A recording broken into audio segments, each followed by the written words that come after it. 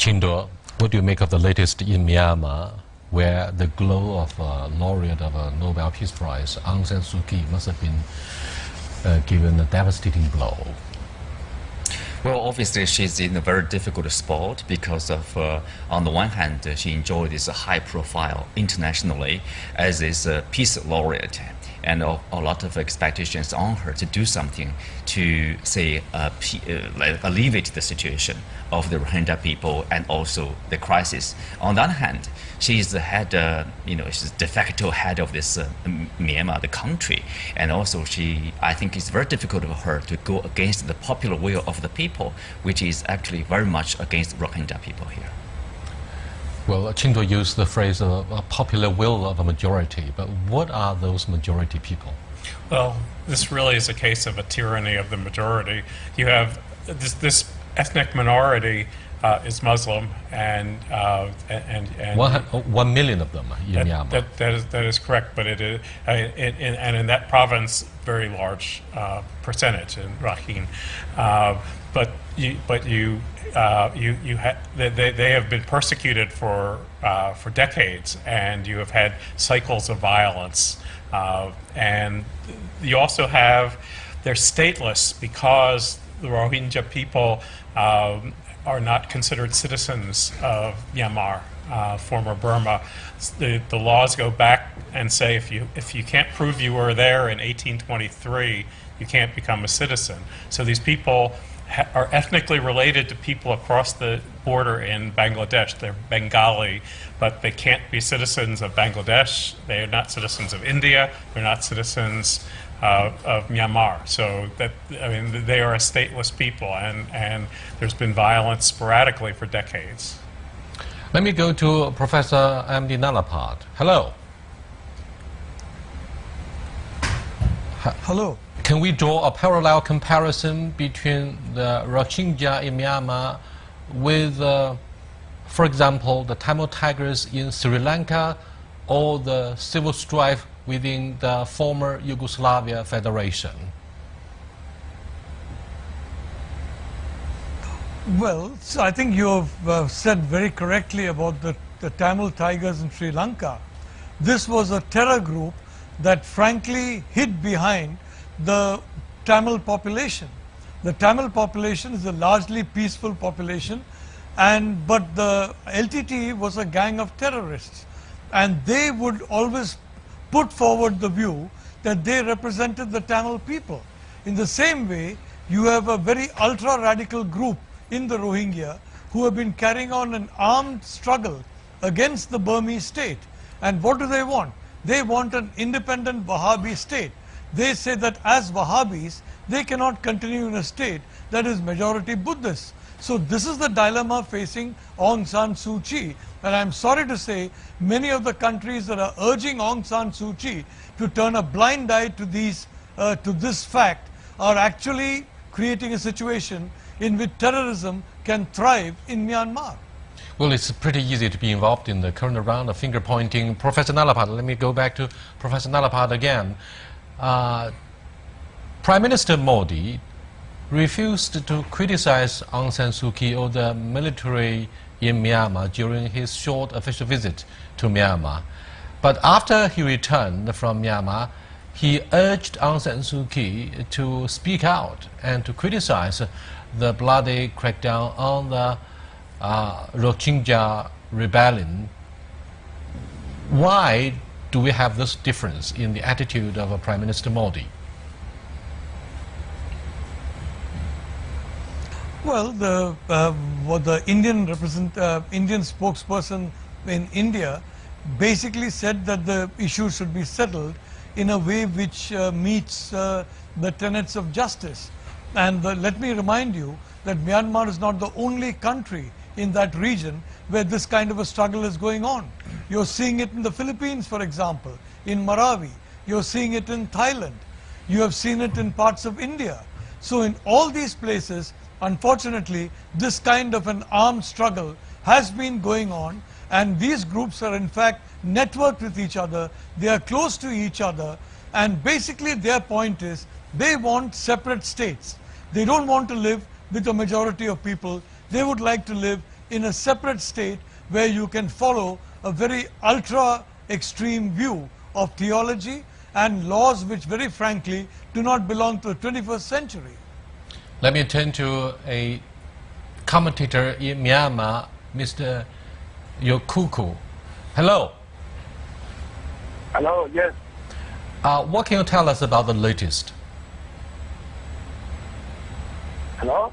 Hello, what can you tell us about the latest in your country, the military actions, as well as the tidal wave of the asylum seekers, whose number was put at 300,000? I mean, this is indeed an enormous catastrophe for the international society, which has been following the catastrophe there. Okay. I think also will be understand or may not understand or pretend not to understand about this issue. They are telling off ethnic cleansing. Before I make a try to say no, I'm sure that putting the word ethnic cleansing is initially wrong, because they are not our ethnic. How can you say this is ethnic cleansing? This is not the ethnic issue. This is not religious issue. And this is just an illegal migration. We call them Bengali. Their origin are from Bangladesh. They are not Myanmar. They are not our citizens. They are foreigners. Please show me, is there any countries which allow illegal entry of foreigners for the sake of so-called human rights? I can say that there is no ethnic cleansing, no genocide. This is anti-terrorist action. This is a counter to terror acts. Thank you so much. Please. Thank you, Yokoko, for being with us. Well, obviously, what he says reflects their understanding about the national identity of Rohingya. They don't call them the citizens of Myanmar, but just Bengali. Bengali. Yeah. Well, this has caused a lot of debates, not only in Myanmar, but for those who observe the political process there. What do you think of the plight of the Rohingya? Are they really Bengali? Well, this is the view. Obviously, this is the majority of view in Myanmar. I think the government and also the majority of the Buddhists living in that country, that they call them a Bengali. They were even offended, like early last year, by the use of Rohingya in the Western media. They once launched a small-scale demonstration against in front of the U.S. embassy, saying that you should stop using the Rohingya because Bengali means illegal immigrants from Bangladesh. That's what they call. They say this is their actual situation, their actual, not actually who they are. That is obviously a bigger problem. Citizens not only stateless, you're living here, but you don't have a citizenship. Rick, rivalry arising from ethnic tensions also broke out now and then in India, Right. where you have millions of Muslims, to say nothing of the three major conflicts between Pakistan and India ever since the partition in the 1940s. So what do you think of the root cause behind the escalation of tensions in Myanmar? Well, if you're talking root cause, it almost always goes back to the British Empire and the borders between India and Burma and the British Empire were just lines on the map. And then after the decolonization period, you had Muslim areas, and then you had which were carved into East Pakistan and West Pakistan, and then East Pakistan became Bangladesh. That's a long way of saying that you have a history of this. 15% of India is Muslim, but there has been ethnic strife since the creation of India. There was what was called ethnic cleansing in Pakistan at the time of the partition of India. And this is not directly related, but it's the root cause. I think a major issue here is that you have a lot of people I would call non-combatants, women, children, and you have serious allegations of the military burning down cities to force people out. and also of using rape as a tool, very much like in the former Yugoslavia. And so these are the difficult situations. Yes, there are people who are trying to kill soldiers from Myanmar. Yes, there are radicals among them, but most of the people are peaceful. Most of the people have lived there for their lives, and they just are not, they're just stateless because they are not allowed to become citizens of Myanmar. Let me go back to Professor Nalapart. Kosovo eventually was able to win independence with the intervention of the European Union. Investigation was also conducted about ethnic cleansing in Srebrenica in Serbia. The whole investigation ended up with Slobodan Milosevic being sent to The Hague, facing international trial over crimes, on charges of crimes against humanity. This time around, what do you think of what's happening in Myanmar? Do you think international society would step in? How do you look at the possibility that one day Rohingya might be able to enjoy a high degree of autonomy? I'm not talking about the Kurds in northern Iraq, but we can certainly associate these happenings in certain perspective. What do you think? Well, I'd like to point out that a section of the international community based in the Middle East has been sending hundreds of millions of dollars worth of arms to a section of the Rohingya people, and this is leading to killing of Buddhists, killing of Hindus, and killing of moderate Muslims. So it is the most irresponsible thing to send money and to get weapons sent to this area. I'm sorry to say that those countries and those societies that are pointing a finger at Aung San Suu Kyi are not saying one word about this inflow of arms into the hands of a section of the Rohingya. The fact of the matter is very simple. If the countries in the Western world are talking in terms of the Rohingya, well, they have a very simple solution. They can accept the Rohingya into Europe. They can accept the Rohingya into North America, Canada, Australia, the United States, the European Union, the UK. All these countries can open their door to the Rohingya. They can do what they are prescribing for Myanmar. Let them put action before words. Do you think, Professor Nalapart, that the laureate of a Nobel Peace Prize should be taken back by the international society from Madame Aung San Suu Kyi because of her silence? Well, I'd like to point out that the LTT was finally eliminated because the then government in Sri Lanka, headed by President Rajapaksa, refused to listen to all the various countries and people who urged him to go slow on his war against the Tamil Tigers. Today Sri Lanka is a peaceful country, and today Sri Lanka does not have any acts of terror. Aung San Suu Kyi simply wants to do the same thing. And to talk about taking away the Nobel Peace Prize, when the Nobel Peace Prize has gone to Henry Kissinger, who bombed Laos, who bombed Cambodia, who bombed Vietnam, who killed so many people. I mean, this is totally patently absurd and totally hypocritical. On the one hand, you have no problem with Henry Kissinger having the Nobel Prize, and then you blame Aung San Suu Kyi for wanting to keep her country united. That's a good point. So what's the definition about terrorism? Well, I mean, this is a big question indeed. It's a good, very controversial. Exactly, it's a good question. You know, this Arakan Rohingya Salvation Army, this is, we are talking about, whether you call it a rebellion group, whether you call it insurgents within Myanmar, but for Myanmar government, they are a terrorist group. They launched the attack at the end of last month and also earlier this month. So not only security personnel, like 13 of them were killed during this short period of time, but also 21 civilians were killed, and also villages were set on fire. So basically, this is a very chaotic situation. You have government troops cracking down on this, whatever you call it, insurgent or terrorist group, and also you have civilians joining the government troops or joining these radical groups fighting each other, and probably they are setting fire on each other's homes. So this is, yes, if you look at the the death toll, the majority of them are Rohingya people, and I think most people would agree with that. But still, a certain percentage of people are local Buddhist group of people. What's the current relationship between the American government and Myanmar?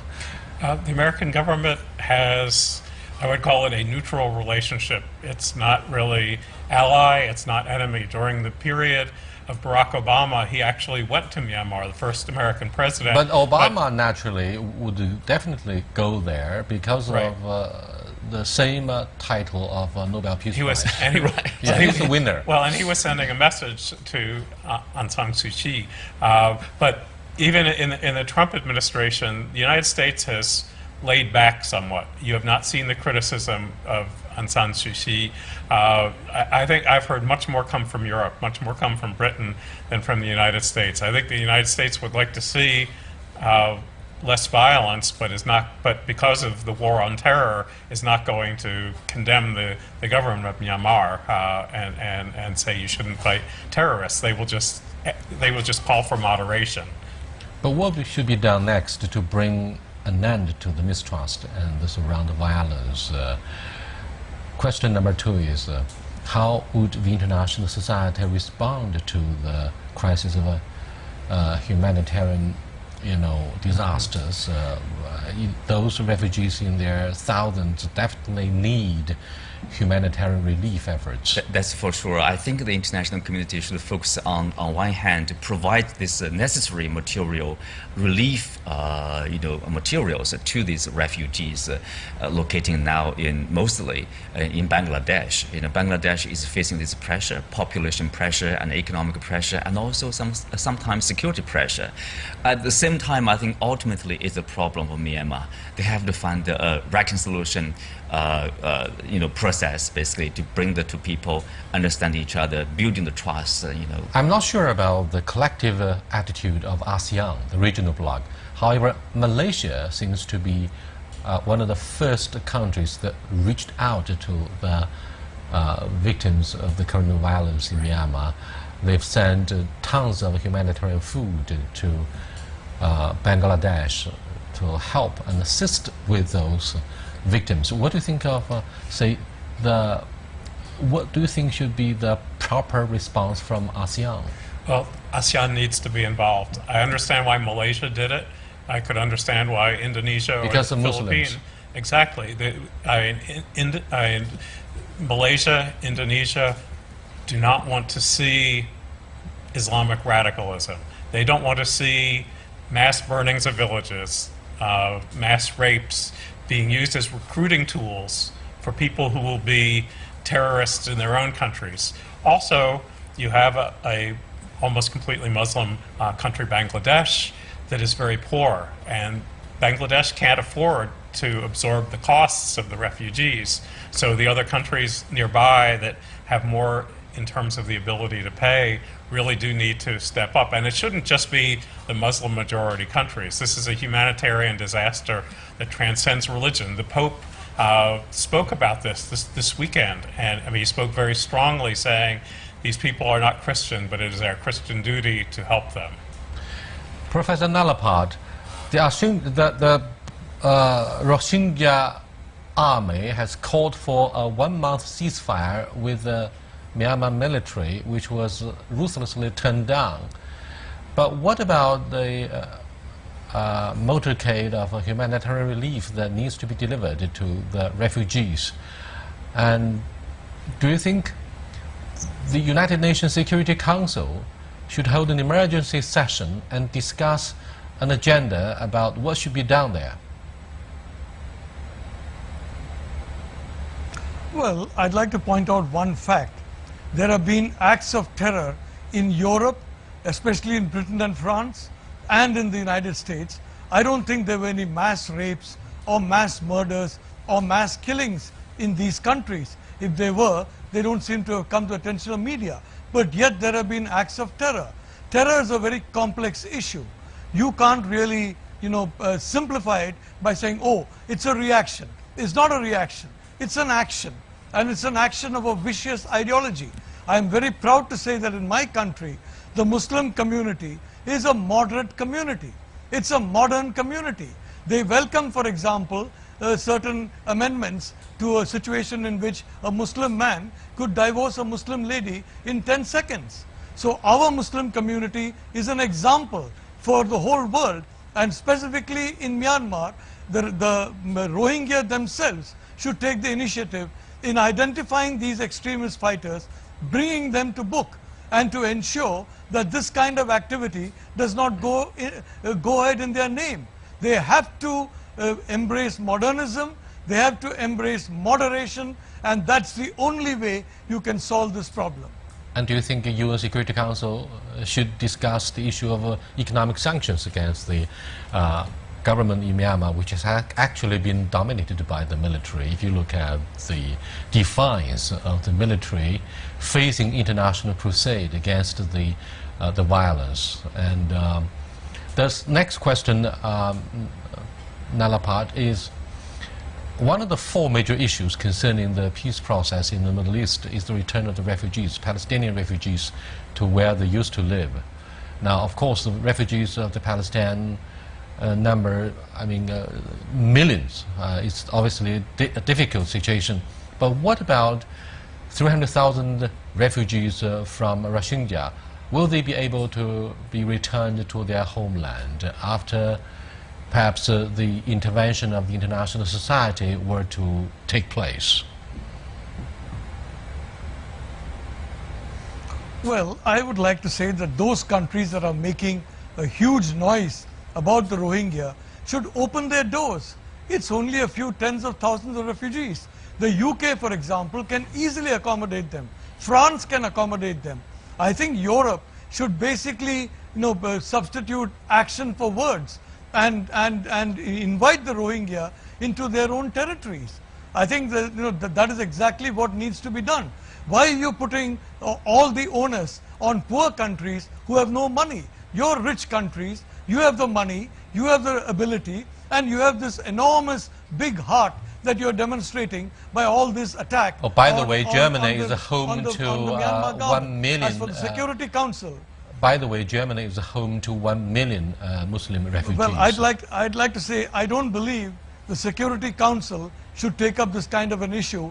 Wherever the Security Council has acted in this kind of ethnic way, it has created more problems, more bloodshed, as you're seeing in Libya, you're seeing in Syria, you're seeing in Iraq, you're seeing in Afghanistan. The record is horrible. I don't want to add Myanmar to that list.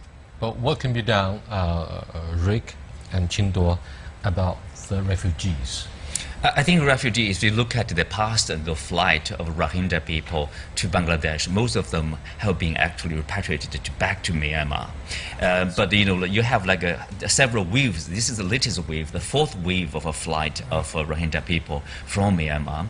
And after they get resettled back in Myanmar, most of the time they're peaceful. Yes, there are some tension, but it's okay. The latest round of flare up basically from this attack launched by this group of people. They call it like Arakan Rohingya Salvation Army. Then there's a response, a strong response from the government. So there are a widespread problem. So ultimately, I think this is the issue of Myanmar. They should find a way. The government and the people should start this reconciliation process.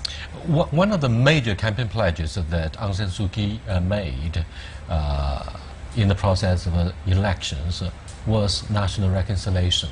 However, it seems she has failed to honor the commitment.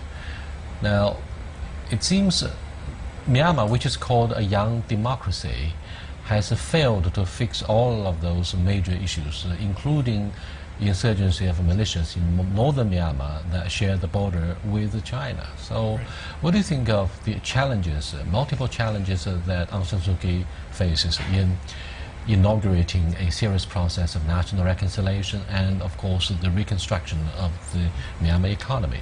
Well, I would not yet call it a failed state or a failed democracy. I would not yet call her a failure. She's in a very difficult situation in that while she is the de facto leader of the government, the military has the power, and this is the military's war. Also, she is in favor of reconciliation, but a majority of people in Myanmar don't want to reconcile. don't want to reconcile with this population. They want them gone. And so she has to use all of her skills to try to persuade people to accept having this population within their borders, even though they are not citizens of Myanmar. And also at the same time, she can't force the military's hand, which could lead to a military coup, and then you would be back to the situation of Myanmar and Burma before democratization. So she got to weigh very carefully which is the lesser evil. Well, exactly. And if she, I mean, for her party, you have to calculate the political prices. If you go against the popular will, you will face the vulnerability of being voted out. And also, are you talking about an invisible coalition between the military and the Buddhists? I would say the government more or less reflects the will of the people, including those probably quite nationalistic Buddhists in that country too. And Aung San Suu Kyi and her party, now in the ruling position, if they act against somehow being seen like against the national interests, they would be seen as like betraying this nation. That would be disaster for the next election, right? And Buddhists are no more the same than all Muslims. There are some radical Buddhists, there are some ultra-nationalists, but most of the Buddhists there are peaceful and welcoming. And so I think we really can't make it a pure religious issue. I think it more has to do with nationalism and ethnic identity than it does all Buddhists being the same. Professor Nalapat, in your conclusion about our discussion, what do you make of the future of Myanmar?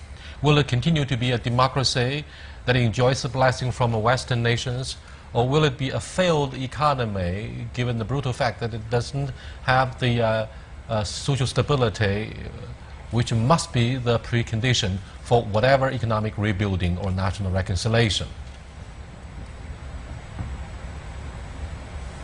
Well, we know Aung San Suu Kyi very well in India. She was living here for a long time, including in her young days.